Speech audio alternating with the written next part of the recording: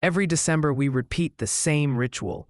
Lights on, carols in loop, and an avalanche of Christmas stories that we take for certain without blinking. Some come from centuries of tradition, others are born in the motive of the creative brother-in-law in turn, but all share the same magical quality. They survive because no one stops to look closely at them. If you like this content, don't forget to subscribe and give like.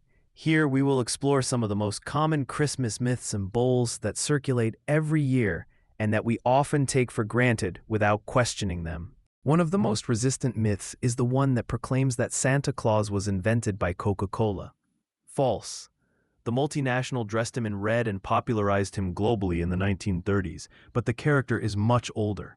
He derives from Saint Nicholas of Bari, a 4th-century Greek-Turkish bishop, famous for delivering gifts anonymously. Another myth that is repeated every Christmas is that the child Jesus was born on December 25th.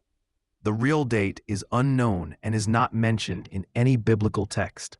It was the Church in the 4th century that set that day to align it with pagan feasts of the solstice. Speaking of traditions, the Magi are another example of creativity. They were neither magicians in the modern sense, nor do we know how many they were. Matthew's Gospel simply mentions sages coming from the east, probably astrologers, and the idea of the three was deduced by the 3 gifts they brought. In addition, every year it revives the fibula that the Christmas flower is deadly toxic. The reality is that it can irritate the skin or stomach, but it does not kill anyone. No children, no pets, no in-laws. But if the old myths survive by tradition, modern bulls do so at full speed thanks to the nets.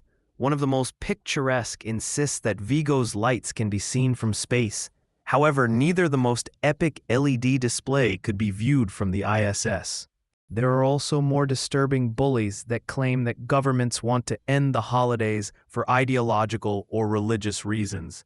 These falsehoods play with a basic fear that they take away a deeply emotional tradition from us.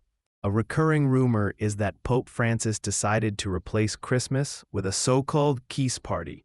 This statement is completely false, as there is no document to back it up. Beyond myths, there are also digital threats disguised as congratulations. It is common to receive emails containing malware, capable of infecting devices and stealing information.